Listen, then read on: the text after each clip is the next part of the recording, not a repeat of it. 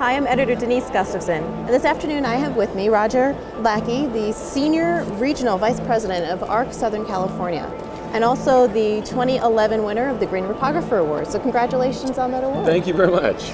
It's actually one of my pleasures because I was one of the judges for the award this year, so ARC was top out of all the companies that were nominated. Great. So congratulations again. Thank you. And thanks again for being with me today. Oh, thank you very much. It was good to get that award. Yes. A lot of stuff that you're doing on the sustainability side, which we can actually talk about a little bit later on. Sure, absolutely. I mean, the OSA Green Reprographer was one we tried for 2 years ago, didn't get, but this year's been great for us. We've gotten 4 separate awards, one from the SGIA, as well as the OSA Award. The OSA Metro Magazine acknowledged us as part of their green team this year. Oh, great. So we probably had 4 or 5 awards. Yeah. Fantastic. Glad we could add one to the I know, arsenal. huh? It's fantastic. Big focus for us, really. So, first question, how's business? Have you seen improvement in your markets? From the decline that we had, absolutely we've seen improvement. We've seen it start to stabilize, and now we're actually starting to see a little growth. You know, one month might be up a little bit, the next month might be down a little bit, but the tremendous drop that we had, no, we've seen a really big improvement on that. So overall, it's starting to trend up a little bit. It is, and which I is think good. it is, and I think the things that we took the stance that we needed to start investing 12 months ago, and so on certain areas, large format color. We got some personnel in there that really was a 12 to 18 month investment. On BIM, same thing. So over the last 18 months, we've invested in some specialists, and then really in tuning up our sales staff, find the right sales manager. So a lot of the growth that we may be starting to see right now may be a result more of what we've been doing versus the economy at large. Yeah, I think so. We are seeming to pick up some market share, and accounts are coming our way. Which is good. Yeah. And a lot of it's proactive on the account of your business in the shop. You need to be proactive about it and make those changes internally so that way you can go after new markets. That's right. Yeah, nice solid operation, so you're not putting out fires, so you can actually go out and get some new stuff. Yeah, that's what we're trying to do. So what would you feel is the greatest challenge for the industry right now? There's been so many changes in reprographics in general that we're really having to branch out. And a lot of us are going more into color. Some are going to more and more digital services. Some of us are going into network services and managed print. I think for the industry in general is trying to find a cohesive center again, like we had 10 or 12 years ago, when we all knew exactly what we did, who our customers were, and then we could make solid plans, to help out our clients and take advantage of the marketplace for ourselves and our shareholders. Right now, I think again that's our biggest challenge because I don't really know where we're going.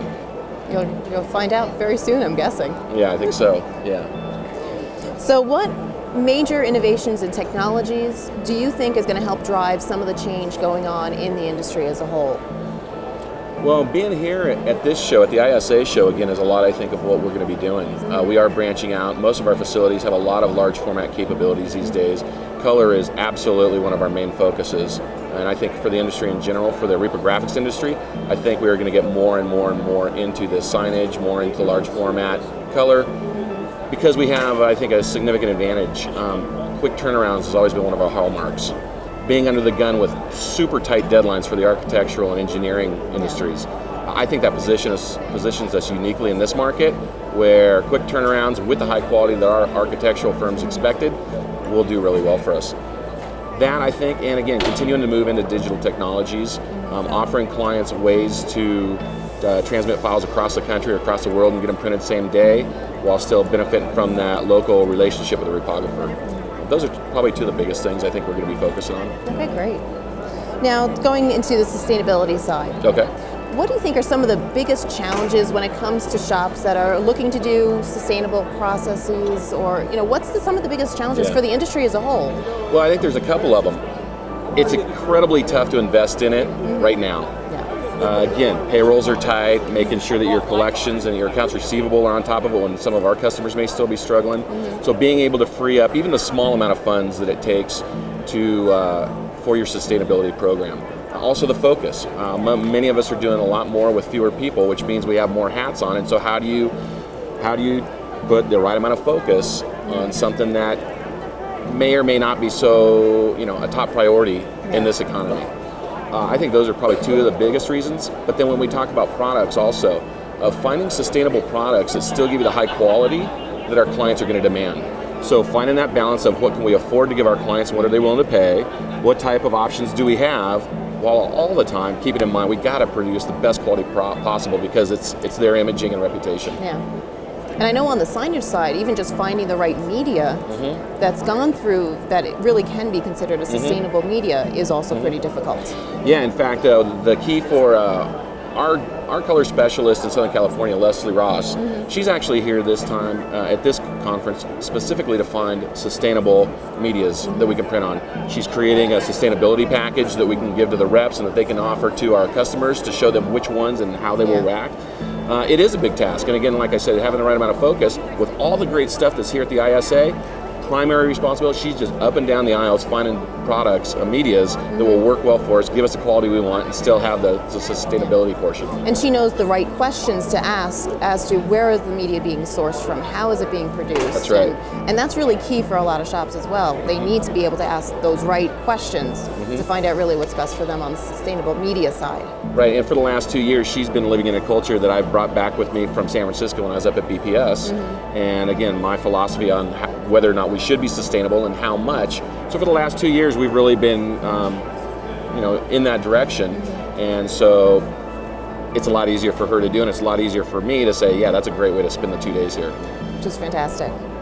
So where do you think, I mean, you've mentioned color. So color, I guess, is going to be where you see the most opportunity for your company going forward in the next 12 to 18 months, or is there other areas as well?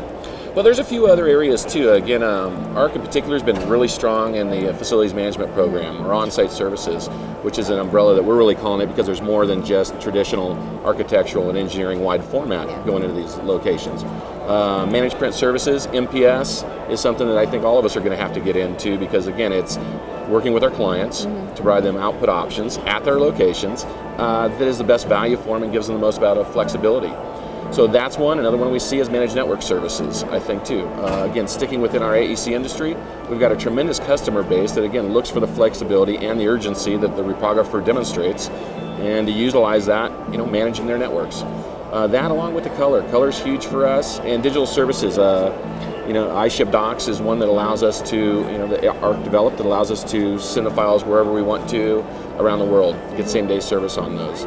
Planwell Collaborative, again, now we're able to go to our architectural and engineering firms and give them a solution on the front end of the projects to collaborate in such a way. Maybe one of the most, I got really excited about BIM, because BIM is one of those things where we didn't really know how it was going to work and what we were going to do. Our customers, in fact, our architectural firms, weren't sure how to do it, how to deal with it. In fact, some of the principals I've talked to actually said if they want to lose money on a project, run it through Revit. Well, the alternative to that is maybe not run it in Revit and allow us to create that 3D model for you with the clash detections. And when I took a look at the models that we were creating and the way that you can work through it and see the yellow triangles come up, and all of a sudden that's a clash, go to the clash screen, see how all the clashes that are there, and deal with things that are going to turn into RFIs that are expensive and costly and hassle. Removing those for our clients, again, I think it's a great outsourced and you're dealing opportunity. with them so far in advance as opposed to when they're actually dealing with they're building the project. That's right. And again, it's back to being cost effective and making their life simpler, which is what reprographics really has been all about for the AEC community. Yeah. And you're used to always managing their information, and that's something you've always done as a reprographic shop. Sure. This is just one more level to it. Sure. That's, again, if we take a 2D drawing set, bring it in, our technicians get it, convert that into a 3D model that's virtual, and you can walk through it and see all the elements and tell how many bricks are in a particular wall. Yeah, that turns out to be powerful stuff, and it's something that not all architects and engineers can do themselves, and it is a great outsource opportunity for us to fulfill. Great. Last question. Okay. What's the biggest concern that keeps you up at night? I really think it's probably the challenge of doing what's proactive in a world that's faster and faster paced and wanting more immediate and reactive actions. Some of the things that we've done really have taken 12 to 18 months to start to come to fruition, and to be able to have the patience and have the opportunity to do those types of things that don't show immediate return, but it's just infrastructure, foundational things so that the curve can go up and you can get to where you want to go to. Being able to balance wanting to be proactive and doing things that take time versus having to be reactive to the need right now today, I think that's the biggest challenge, and that's one I struggle with the most at night. Great. Yeah. Well, Roger, thank you again. I appreciate you taking the time, and thanks again for joining me. My pleasure. Thanks a lot.